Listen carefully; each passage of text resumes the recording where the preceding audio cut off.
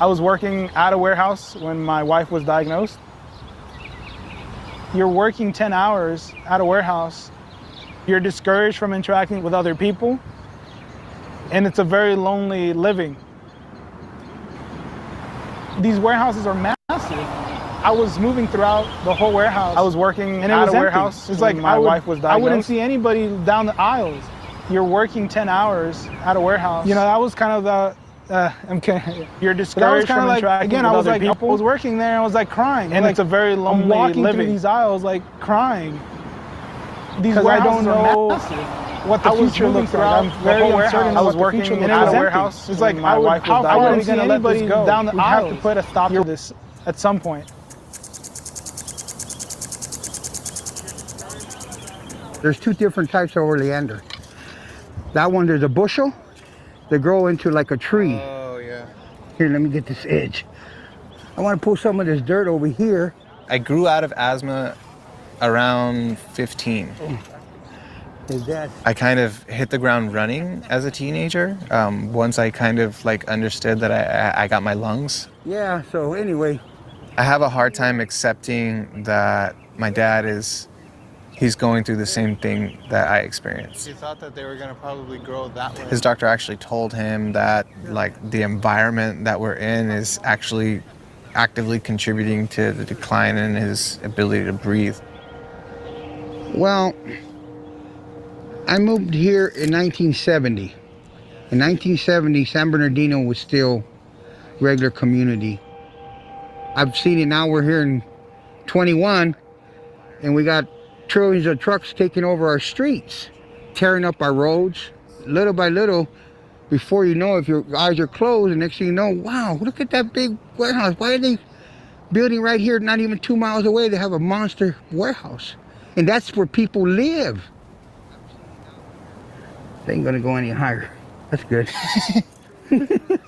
Still on our mind, we could move, you know, and it might help me. It just, you know, we just have to make a choice, you know. If it gets worse, we might, you know, we might sell out and move somewhere else and try it out. It's a big move because we've been here for so long and all of our family is here and there's so much roots here.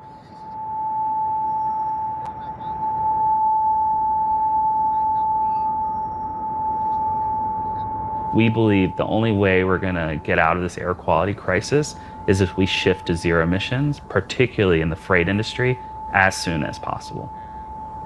The South Coast Air Quality Management District is the agency that's responsible for making sure we breathe clean air in the region.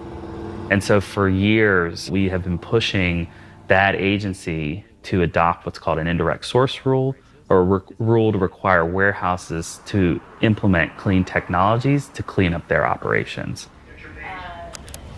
I'm also reminded that I represent Wilmington, the Wilmington community. You have a lot of these warehouses in a Wilmington community, a disadvantaged, impacted community. And all those trucks, not just the plastics that come here, heavy duty. So what's going on? Councilmember, are you ready to testify? I am ready. As an elected official, I hear you. This is a pipeline. You make it happen here. With this bold move, I make the rest happen in my city. And then today I'm accompanied by tons of environmental justice advocates, organizers, especially who have been putting in the groundwork in support of an indirect sources rule. So basically that is any kind of logistic development, warehousing that is over 100,000 square feet would be responsible for their carbon footprint and just their diesel emissions, everything to and from the warehouses, as opposed to prior where there has been none. But the reality is that without this rule being implemented, nothing is going to change. The logistics industry will continue to rule the region and nothing will ever get better when it comes to our health. It doesn't matter how much the economic benefits are if no one's around to spend it. The indirect sources rule, if that passes today, it would be the first type of legislation, policy, that is actually enforceable. Today they're voting on that finally. Those trucks are still going to be on our freeways and they're still going to be spewing diesel because nothing in this rule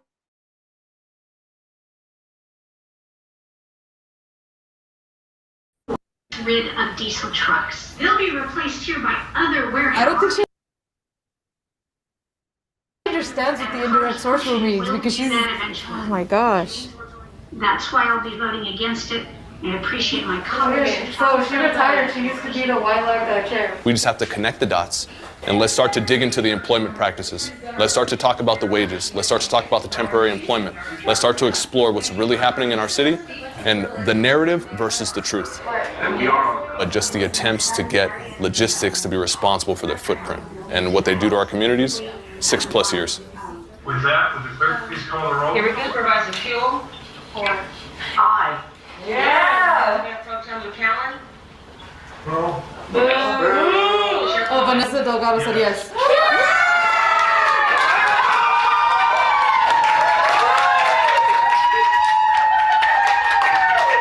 So the board actually just passed the indirect source rule. That just means that, all the work that we've done so far was heard and was appreciated. And now, we can go on to the next step, which is trying to make sure that it's regulated in a way that's safe for everybody.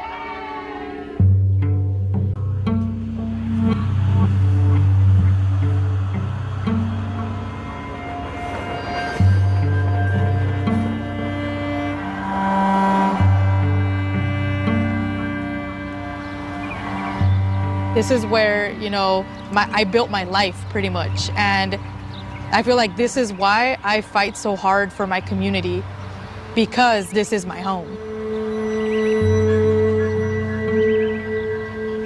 So if we all are able to come together and to realize the impact that we can all do by coming together, I think we can really make a difference on how this story continues to unfold.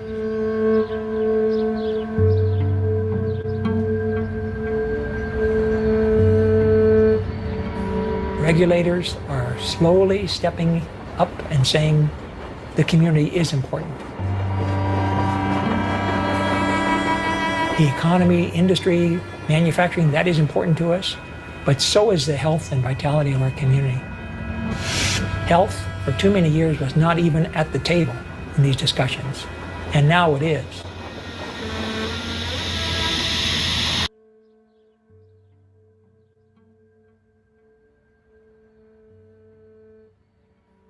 Regulators are slowly stepping up and saying the community is important. The economy, industry, manufacturing, that is important to us, but so is the health and vitality of our community. So thank you, folks, for joining us this evening. Our Clean Air Begins with Clean Transportation webinar series on Zoom. And I just wanted to thanks everyone for joining us. This is a series for the spring and summer, working towards the ISR indirect source rule campaign at both the rail and the ports. And so Sierra Club has been a participant of this campaign for the last 8 to 10 years. And of course, longer when it comes to conservation efforts and when it comes to fighting against our polluted and poisoned air in the region and throughout the Los Angeles basin. And just to explain a little bit about the nation's oldest environmental organization, we have our leadership has put together our organizational priorities founded on some really core principles. And here are the organizational priorities that we have for the next several years into 2030, with transforming our energy system, ensuring outdoors for all, acting for justice, and protecting our ecosystem, which includes our 30%, protecting 30% of our natural ecosystems by the year 2030. And of course, the state of California and the federal government have set these goals as well. And so that is from which Sierra Club our work is informed on that, in addition to our conservation efforts throughout this last century. Additionally, Acting for Justice talks about this in particular: air quality, water quality, and clean, as well as affordable affordable clean energy, as well as supporting family sustaining jobs that help ensure economic and social justice, as well as addressing the inequities in our response to the climate crisis, whether it be heat waves or cold spells or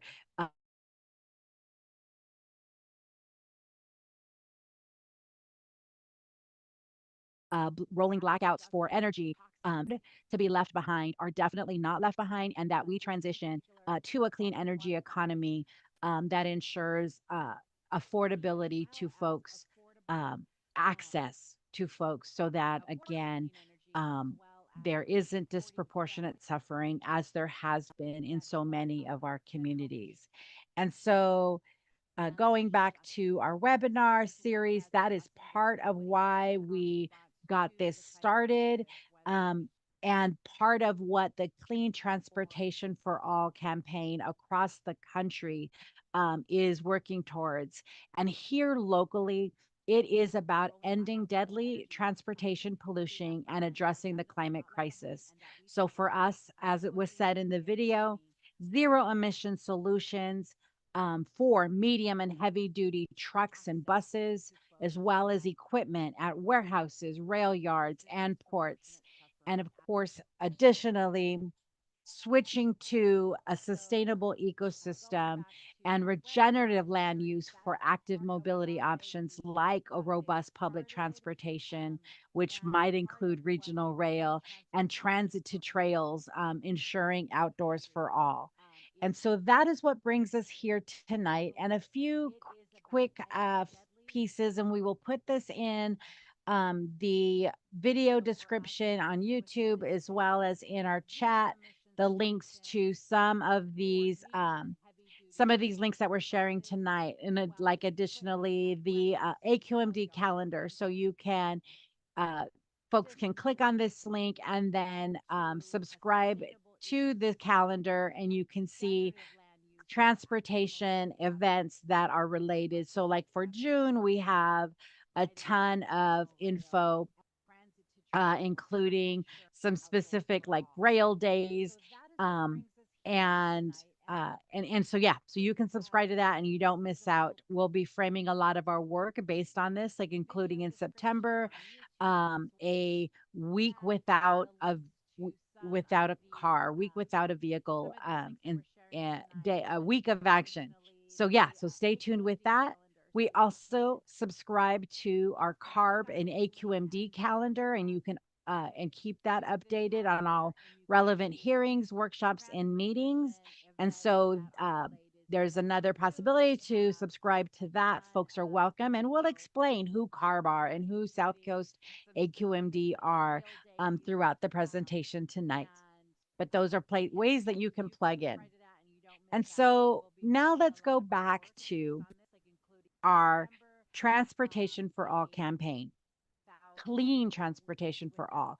And this is based upon our theory of change that recognizes that we need to stop air pollution from large transportation sources. And we can do this through regulation, through public health solutions, and we can focus the emission reductions at trucks and buses and cargo equipment, locomotives, rail, because we know that transportation pollution is the largest cause of GHG, greenhouse gas emissions, and air pollutants in our region. And our base building centers communities of color, communities um, like the Inland Empire, like the Wilmington area, like the Long Beach area, that have experienced the impacts of these pollution sources, and especially engaging our youth. Members, students in high school, middle school, but also, of course, in college, and our graduate students who are perhaps dedicating their studies and their future career on helping to address some of the health impacts, as well as um, really bring forward the technology advances that can get us to zero emissions on all of these traditionally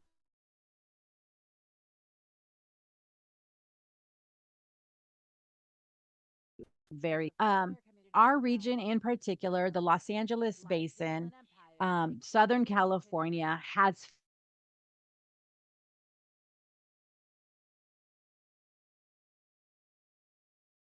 fail to clean is ozone, which naturally occurs, but also when it's at ground level is incredibly damaging to the human lungs.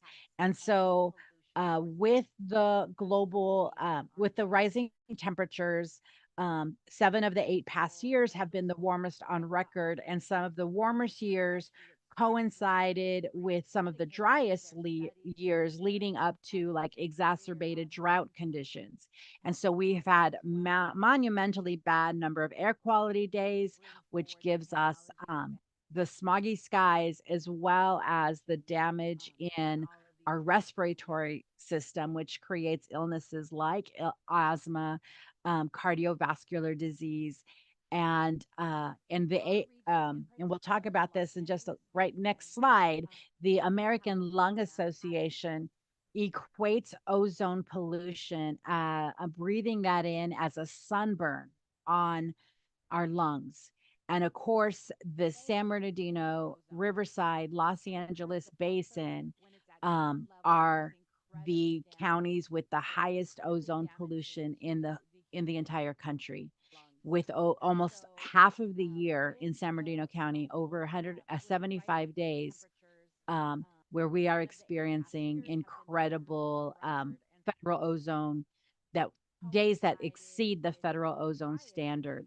And so um, this is why we must clean up this air, which is why we must fight back using all of the tools that we can. And what we have shared before with folks is, and it's some of the results of years of fighting, is our Cal Enviro screen, where now we are tracking and the with this environmental screen, we can see the areas that are most damaged from the pollution. And so ozone, we talked about a little bit.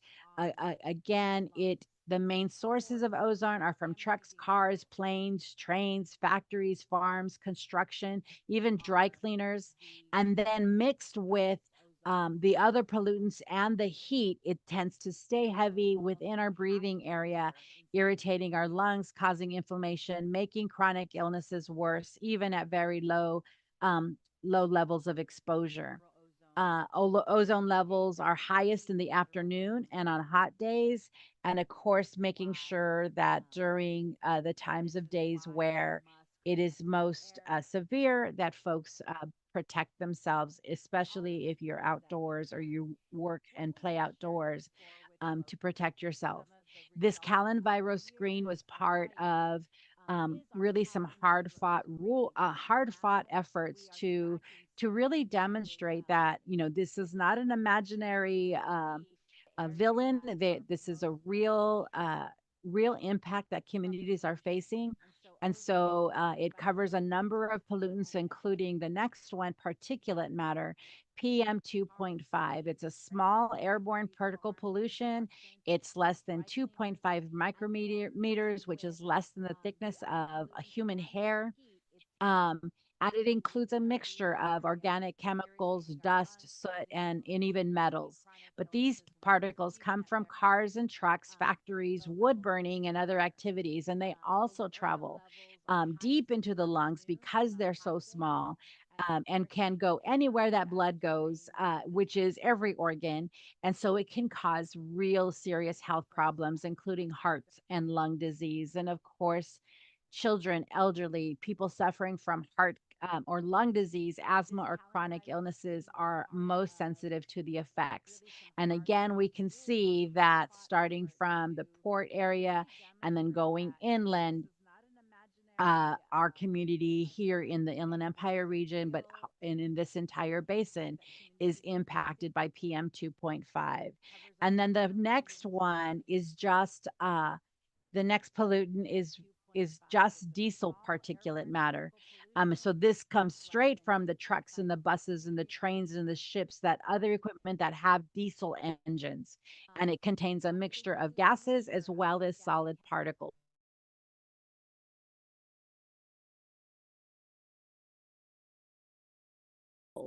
made up of hundreds of chemicals. The highest levels of PM, particulate matter, diesel particulate matter are near ports, rail yards, and freeways. You can see the particularly dark and dense areas of where these diesel emissions are being experienced by community from the freeways, from the interstates, from those travel modes, but also directly in at the ports, and then to like our dry ports, like in San Bernardino and in La Puente, Wilmington area.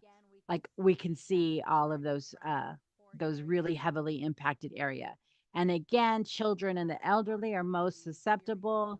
Um, and particulate matter can reach deep into the lung where it can cause eye, throat, and nose irritation, as well as heart and lung disease and lung cancer. And this is one of the areas where a lot of folks might feel, oh, my allergies are acting up, or oh, this. And so it's these particular pollutants like PM 2.5, like diesel particulate matter, like ozone, that could actually be causing rhinitis, stuffiness, headaches, nasal congestion, because your body is responding and trying to protect you from these very small pollutants that are harmful. And so, as we move forward with understanding this is the region that we live in, this is where we are living and breathing, and this is obviously where there are um, economic activities that are happening that influence and impact our air. And so in California, again, the transportation sector contributes to approximately 50% of total greenhouse gas emissions, nearly 80% of nitrogen oxide pollution, which is the precursor to smog. That's also known as NOx, and 90% of diesel particulate matter, that pollution, that PM pollution. And heavy duty trucks comprise only 10% of vehicles. They generate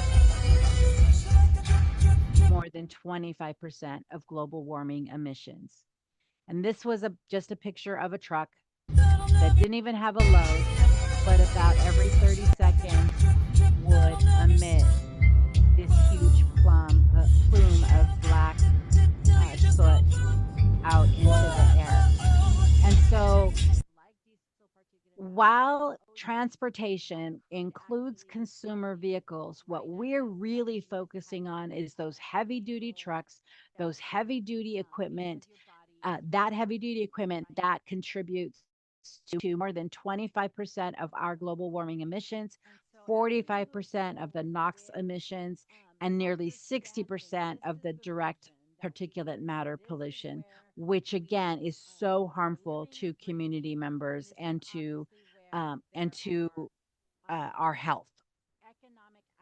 So, if we talk about ending deadly transportation pollution and addressing the climate crisis, again, our solution is focused towards zero emission solutions on those medium and heavy duty trucks and buses, and all of the vehicles and equipment at warehouses and rail yards and ports, these heavy duty machinery that really just operates, and many times with impunity, like with no air filters or restrictions. And so I scrolled through this really quickly, but I want to go back real quick. This was last year, after a storm where, again, our unique geography, right? We live in a valley. And so our unique geography sort of plants the pollution in here. But when we have storms and very particularly windy days, all of that sort of gets blown out. We had a storm drop a tremendous amount of snow on our mountains, as you can see. But then just a short 24 hours later, the day's operations and the from the ports all the way down to the rail yards coming through here, rail lines, as well as our diesel trucks out in the community and on the freeways, um, very quickly refills our basin with this polluted air that we are breathing. And so, what that takes us to is how do we fight back? And this isn't anything new to folks. And many folks from the 60s and 70s and 80s will tell you, well, it looks better than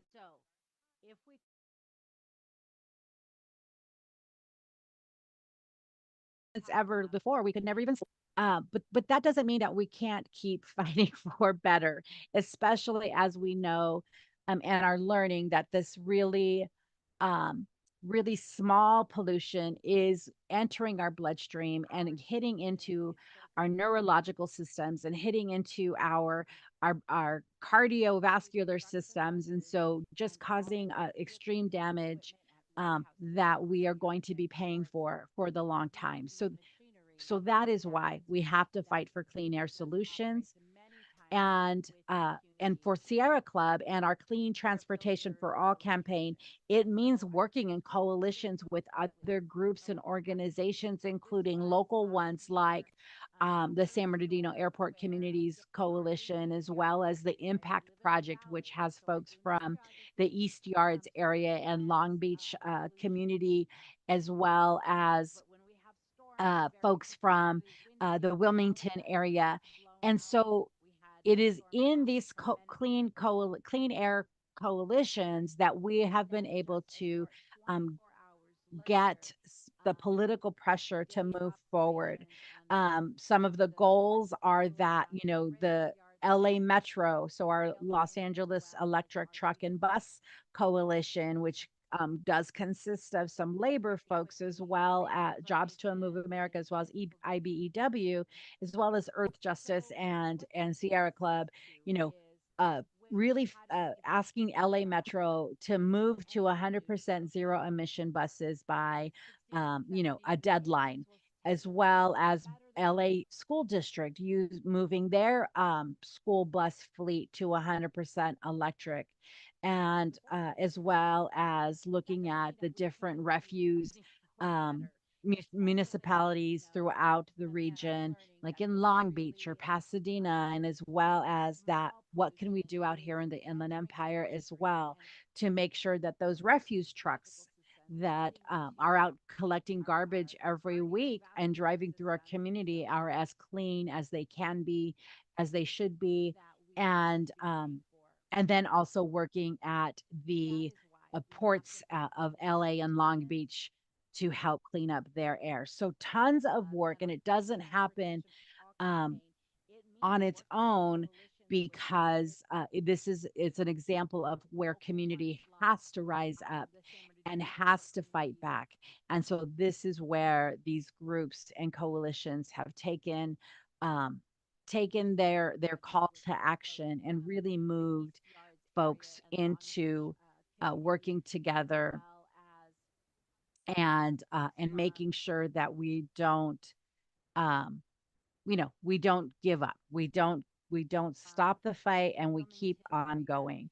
So here is one of the actions that we did recently at the LA City Hall, where we called out with our coalition partners at Pacific Environment and the Long Beach um, Community Coalition, CCAEJ, our community partners out here in the Inland Valley, as well as there is a group called CFOS, which they have like the keeping up with the technology and letting us know that zero emission technology is available. And we did a die-in at LA City Hall where folks died for 6 minutes. 6 minutes to represent the 6 years left that Mayor Bass promised to clean up the ports and pollution, rail pollution, um, for the community, for community members who have been suffering and dying from these operations, that she would have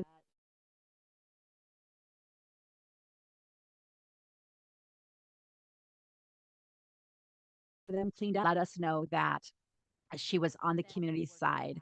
So we did a really great action that day, got some media attention, as well as within our coalition, we also put up some billboards and bus stop advertising in Washington, D.C., as we were also lobbying and asking the EPA to approve our waiver, our California's waiver for the commercial harbor craft, so that we could fight for our community. And why do we do this, right? Well, one of the things that we talked about was that public health impact. And the American Lung Association put a dollar sign to that. If we were to transition to zero emission transportation and electricity, we would greatly reduce pollutants that health today, that harm our health today and threaten our healthier future. And so the estimate is 1.2 trillion in public health benefits. And what does that mean? Those benefits mean lost days of school, of work, of actual the costs of hospital stays and emergency room visits and medication and long-term care when folks when their illnesses turn into chronic conditions because of the continued pollution. And so, the ways that we can stop this, the ways that we can create this benefit, these benefits of trillions of dollars, as well as the lives and quality of life enriched, is putting those regulations on corporations to clean up their fleets and operations, as well as regulation on our trains and locomotives for zero emission technology, and then also working on communities and in communities for high road job training and the placement of zero emission technology in our communities, in our workplaces, like zero emission forklifts and drayage vehicles. And those are the vehicles that move stuff along, either the heavy duty diesel containers or the yard vehicles that move around some of the merchandise or the freight merchandise before it gets to its final loading spot, either on the back of a truck or on a rail car. And so those solutions are possible. The technology is there, and we are demanding that this happen for so many reasons, um, including the fact that these environments that we are living in are already suffering from what we know are the cumulative impacts, the one thing after another, after another, after another, like power plants and highways and rail yards and those inland ports, as the dry ports, as well as the port operations in Long Beach and Los Angeles, the factories and agriculture that are in our communities. And we've had some wins, right? This is really great. Our AQMD, we talked about, I'd tell you who they were. The South Coast Air Quality Management District has incorporated in their air quality management plan, which you'll hear called the AQMP. They have advocated for zero emission as necessary to achieve attainment, and not near zero or natural gas away from diesel, but really zero emission technology. And our AQMP also validated the indirect source rulemaking that we did with warehouses, which you might have seen at the beginning of this webinar, the clip from PBS where they talked about the warehouse ISR, indirect source rule, also validated that we can use this to address pollution at other facilities similar to warehouses that are magnets for pollution, like those rail yards, like our ocean going vessels at the ports, as well as the port operations themselves. And so this has been a win. It wasn't where they wanted to go, where they started, but we have won. And there's that indirect source rule that was in the video that mandates zero emission and clean energy on warehouses. This is some of the other places where we're looking at, right? To address this, knowing that the AQMP recognizes and validates the ISR rulemaking process and rulemaking authority of the South Coast Air Quality Management District to oversee and push these facilities. And so now we are in the mix of fighting for the rail yard and intermodal facilities, the rail yard operations, as well as the ports operation. So those are the two next steps on our ISR campaign is where AQMD staff is going. And so that's what we're going to talk a little bit more about in just a minute as we go into some of the new win or the big wins at CARB, which is our California Air Resources Board. And this is a Southern California partnership with but California obviously covers the whole state, but also partnering with the AQMD to to push again ways to cut emissions, including our NOx regulation, an at-birth rule, our Harborcraft rule, our advanced clean feet rule, clean fleet rule, and our locomotive rule. And so in partnership or in collaboration with CARB, also taking this to the EPA so that we can get the waivers and grants that we need so that our air can finally reach, our clean air goals and start being a healthy community for everyone who lives here. And the real impact of all of this wins so far is to really demonstrate the fact that organizing works. When we organize, we win. And what does organizing really mean? It means community members like you, it means community members like myself and others who come together, learn about this information, learn about what is impacting our lives and how we can fight back. So let's talk about how we can fight back, right? Because we have to plan for the future. And there are tons of ways that people have done direct action. Let's do a lobby, let's do some op-eds, like write some letters to the paper. Let's But the real key about organizing for a specific goal, like our clean air and our clean transportation for all campaign, is really understanding who are our targets, who are we trying to reach, who are our priorities in terms of who do we have to talk to first, and where do we put our limited time, as many of us are volunteers out in the community, right? Are have full-time jobs, have full-time family obligations, have full-time school obligations perhaps. And so how do we be really focused on where we turn our attention?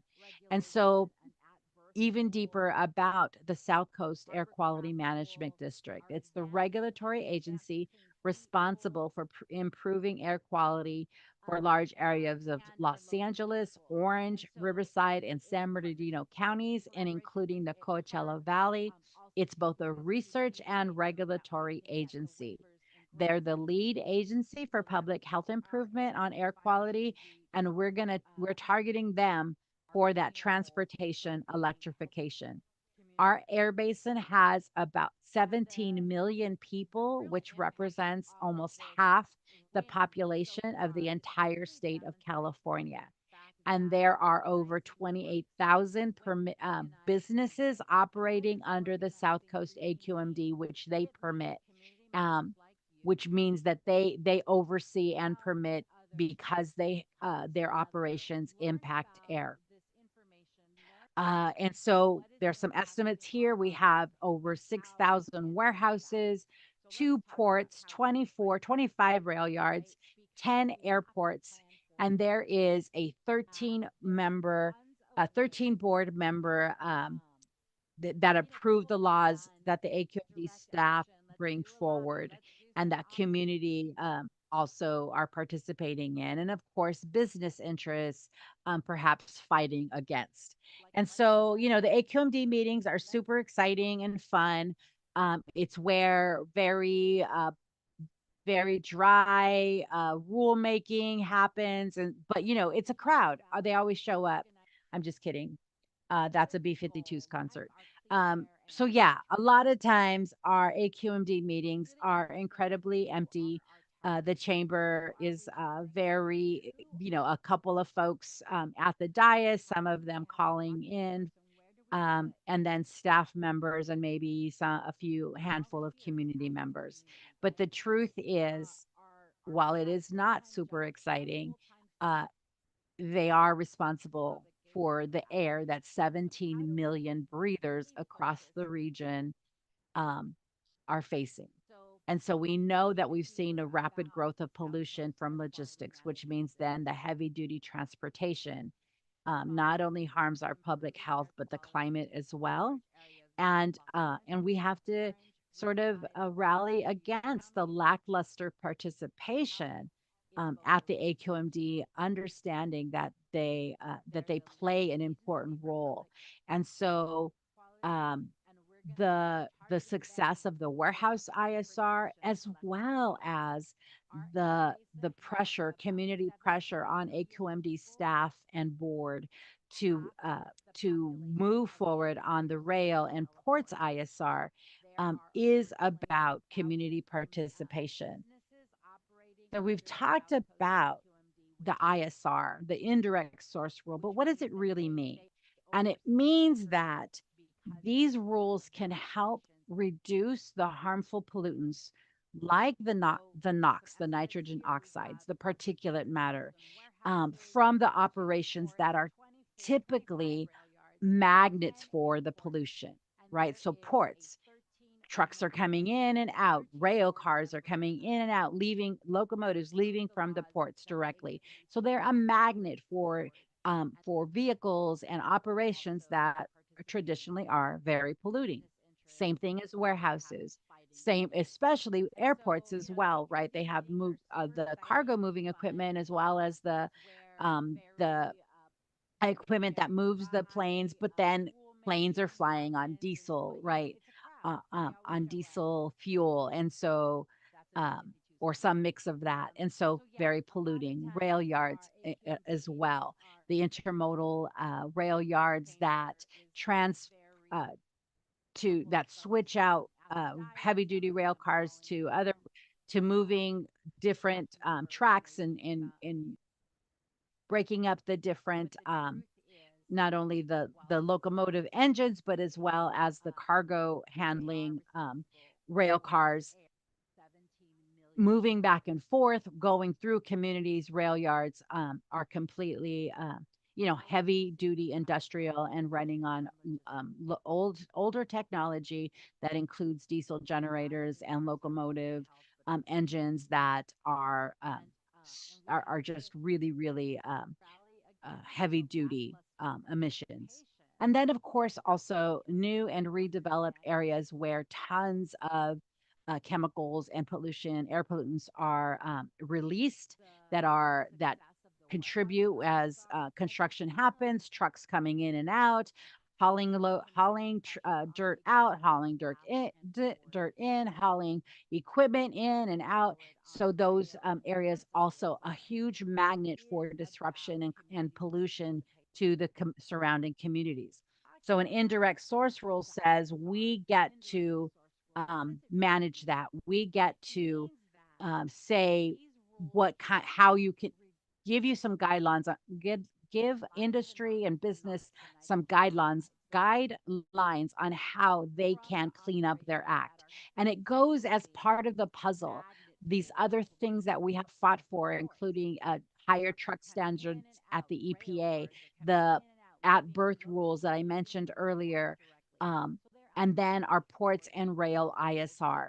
And so our cargo ships and freight congest the airways in unmanageable waves that affect residents year round. And so we're talking about doing strong indirect source rules of pollution, ruling that environmental justice communities would be able to breathe at ease as their roads and airways are, given a big sigh of relief because we're moving to those zero emission uh, equipment and vehicles. In addition, we feel and we know those green jobs will grow as the zero emission technology expands, as clean energy is that space, as well as clean air, um, really just starting to be the way of life in our community. And so we feel, and our target at this point is the AQMD, the Air Quality Management District, that we need them to adopt that rail and port ISR this year before January 2025, because we know that that will save lives. And so I'm going to skip past this next slide and go over to um, just a quick discussion on who the AQMD board is, um, as well as some criticism that they have faced these last few months. So the AQMD board is made up of, most of them are elected officials from other places. So Los Angeles, the cities in Los Angeles County have 2 seats on the board. They have an East region and a West region. And so council members from those specific regions, I believe it's the mayor now, maybe, I don't know. Um, they all get together and say, okay, you so and so are going to you're going to represent the cities in LA County on the west side. And so they have those appointees. In San Bernardino and Riverside County, the League of Cities both help select the members of the board from the cities in, respectively, in San Bernardino County and in Riverside County. Additionally, the county boards of supervisors um, in all of the counties also have a seat, and they again select one of their members to serve as the AQMD board member. So we have an LA County Board of Supervisors appointee or a board member, an LA County, so a San Bernardino County, a Riverside County, and an Orange County supervisor on the board. Additionally, the legislature appoints, there's a Senate appointee and an assembly appointee, and then the governor also appoints someone. And so someone from the Senate, someone from the assembly, and someone from the governor's office also appoints. So altogether, there are 13 board members. So which means that we need 7 votes to win any additional rules, regulations. We need them to be on our side. And then just recently, I was going to talk about what happened in May. The board held a retreat. They do have an annual retreat where staff puts together programs and presentations for the whole board to take a look. These are public meetings, but a lot of times they are kind of inaccessible to community. And so the LA Times issued a pretty scathing opinion piece saying that they went on vacation to a desert resort instead of cutting port pollution and really acting, using their authority to crack down on the biggest polluters. And so this was already like on the schedule, but it just worked out that the following month, June, um, just a, just a, almost 2 weeks ago, um, there was some things on the board's agenda, on the board's like to-do list of what they could do. And so a couple of the areas were actually on the agenda that day of June 6th, including the emission boiler regulation, as well as setting the date for the rail yard ISR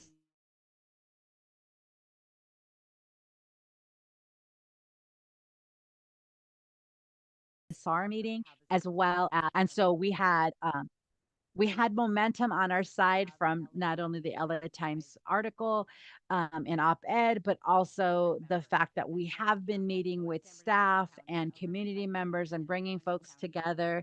So we had this huge rally for clean air. This was the first thing in the morning, but as the day went on, over 100 people ended up being there to share, to hold up signs, to really fight for clean air and represent community against some pretty large business interests. And on top of that, we had some media hits, and you all, I will share these in the description as well so that you can see.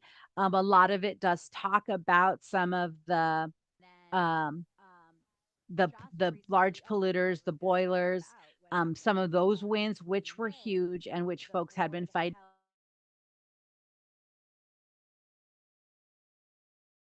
over commercial operations, like with those heavy duty water heaters and those heavy duty boilers that heat up space, um, that they all, that they all clean up their act.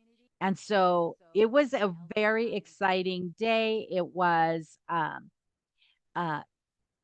tons of that real, like, again, that real understanding of coalition partners, including the fact that that it was like over 14, 15 organizations who ended up being there in the space that day. And not everybody spoke. Some people were just part of the very important, right, clap and cheer crowd to really demonstrate community power. And so there was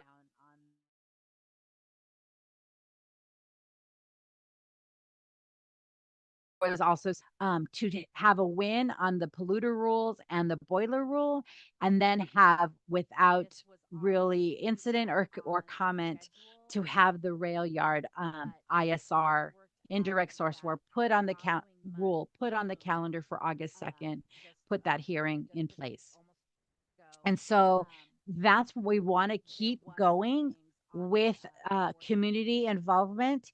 And so the next steps here are some ways that we can take action moving forward, including two community-led ISR events, workshops to explain to you and other community members what's going on, what these rules mean, and how we need folks to fight back. And part of the impetus for why we even created these community led workshops was the fact that the AQMD had initially proposed 3 in-person community meetings in San Bernardino, in Wilmington, and in the East LA area, and then decided to just do 2 virtual meetings and not do the in-person meetings for community members. And so we thought that folks needed to learn about, hear about, and talk about in a way that their voices would be heard, these ISR rules, and why it's so important that our community be protected by the AQMD and the board. And some of that might even take, inviting our local elected officials. So at San Bernardino, that's our Inland Empire event. We are looking to invite both the 2 mayors that sit on the board, the mayor of Riverside and the mayor of Highland, as well as the 2 supervisors who sit on the board, um, Supervisor Perez from Riverside and Supervisor Hagman from San Bernardino County. Invite them to this event in the community so that they can hear from those people who are impacted. And the same thing in the Wilmington, LA, Long Beach area that is looking at that week of July 15th through the 20th. So just a couple of less than a month away. Same thing, inviting local elected officials to hear from the community so that they understand why we need this rail yard indirect source rule to pass this on August 2nd.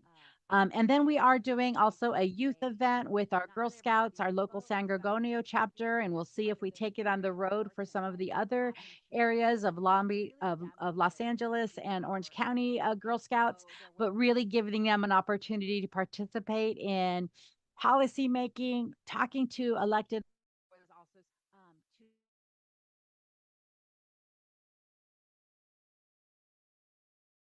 officials, get involved with what's going on and planning these meetings or staying up to date. You can visit the bit.ly here at the bottom of the screen, rail ISR action. So bit.ly, capital R, rail, capital ISR action.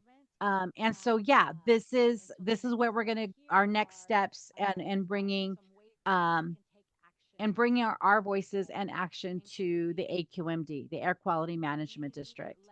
And then, of course, that leads us all into our building up information and knowledge for folks to be able to speak with authority, with real input, with real input to the AQMD on August 2nd. So there is the in-person virtual public hearing on August 2nd. So save the date, put that on your calendar.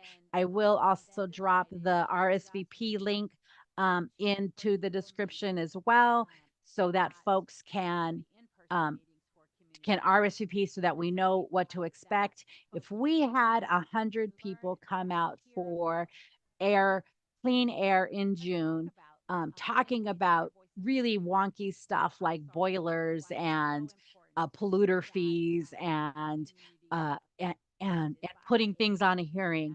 We need double, triple, quadruple the amount of people to come and speak out and really you have a united front against a $1 billion industry that has fought regulation for 100 years, to really again speak and have the AQMD support the staff and demand that the board protect community and adopt that strong uh, rail ISR first, and then as we move on to the ports ISR. So August 2nd, put that on your calendar, and we'll talk more throughout those community workshops about what we're asking for. But we definitely want a facility-wide emission reduction target. We want to eliminate any unnecessary off ramps like um, you get an exception because you do this or because you did this or because like your business has slowed down or something. Like we want to make sure that there are reductions no matter and without exception. We also think because we're moving into zero emission technology, which does require power, we want to make sure that they are committed to broad scale facility wide transitions, including infrastructure commitments with the power companies, so that the work starts happening. Because if we wait for them to do it, it'll be another 20 years. And we need them to start taking action now. And then, of course, making sure that our voices, especially the environmental justice communities like the Inland Valley and like Wilmington and East LA and the ports communities that have been fighting pollution at so many levels for so many years, that we have a voice in making we have the information accessible to us so that decisions can be made about how to decrease emissions and clean up our air. So again, through our workshops, we will definitely explain more. Write down your questions, share with folks, share with your community members, share with your neighbors and friends and coworkers. We're all breathing the same air, and many of us are already experiencing the health impacts. And so, this is not a controversial thing. This is absolutely what people are experiencing. And so, and folks understand this. Clean transportation for all does mean ending the deadly transportation that uh, transportation pollution is putting into our communities, as well as addressing the climate crisis because of those greenhouse gas emissions that not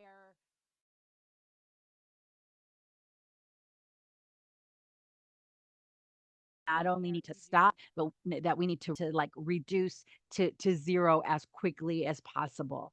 And so, invite folks to join our Clean Transportation for All campaign, um, and understand that this rail ISR and this warehouse ISR is all building to some of the bigger fights, like we know are happening at the ports as well as at the airports, as well as at the construction sites um, where either redevelopment or new construction is happening.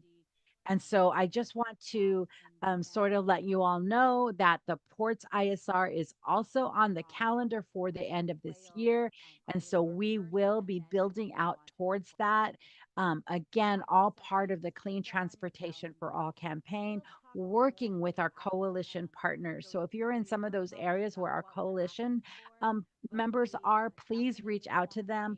But otherwise, you can always reach out to um, the Sierra Club and our Clean Transportation for All campaign. The easiest way to join the campaign is to visit this bit.ly, the bit.ly capital CTFA SoCal, all lowercase. The SoCal is lowercase, capital CTFA bit.ly, and sign up to join our campaign and stay updated. And then, of course, there's my contact info, including my phone number, 909-262-2880. I will drop that all also into the description for the video. And I want to really just finish off with a quote from Josh Fox, an environmental advocate and filmmaker who did the documentary Gasland, and then helped fight and ban fracking across the country in different areas, just based on his own experience in New York. But he said that, and if you think your voice doesn't matter, it really does matter, and our elected officials need to hear from us.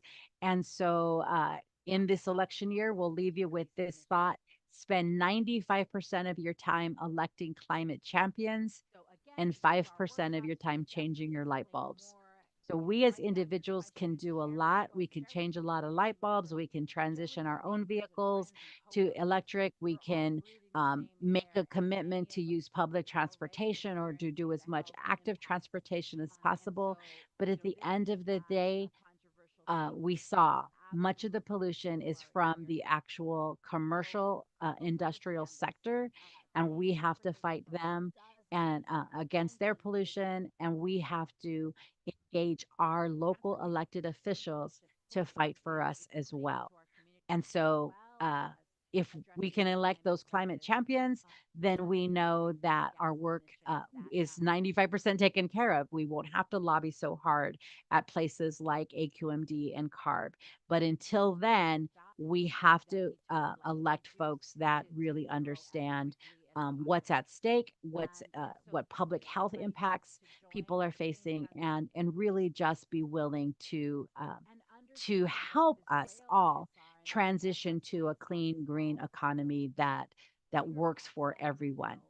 And so Josh Fox, again, his finishing quote: "We need policy change, and the most important thing people can do for that policy change is to contribute and participate in the political process. We have to vote climate change deniers and people who would create subsidies for the fossil fuel industry out of office. And we have to protest when bad decisions are being made. And we have to rally together when the potential for good decisions and good policy is being implemented." So we hope to see you at the AQMD uh, meeting on August 2nd. The South Coast Air Quality Management District will be holding their public hearing on August 2nd, and we hope to see you there, as well as um, perhaps even sharing your own voice and testimony to the AQMD. And in the meantime, have you join us at those community workshops in this month and in July, and so that you feel prepared to really fight the good fight for clean air, for our health, for public health and safety, and for our community. So, thank you so much for again taking the time out of your busy schedule to join us and watch this and participate. And we cannot wait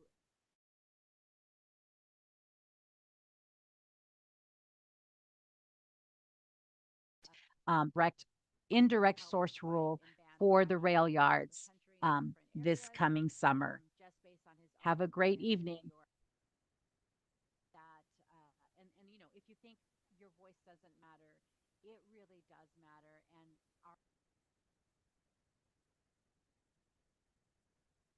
this election year will leave you with this champions and 5% of your time changing your life. We as individuals can do a lot. We do electric, we can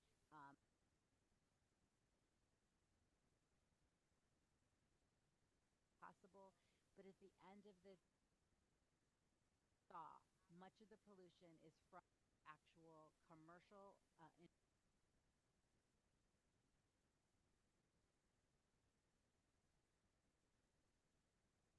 our local elected officials fight for us as well. And champions, then we know that our work is 95% taken care of. We won't have to lobby so hard at places like AQMD. But until then, we have to elect folks that what's at stake, what public health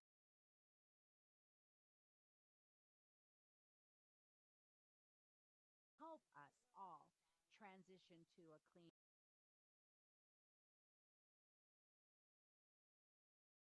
Josh Fox again, his fifth policy change, and the most important thing people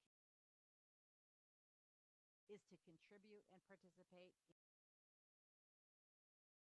Have to vote climate change deniers and people who subsidies for the fossil fuel industry out of office, and we have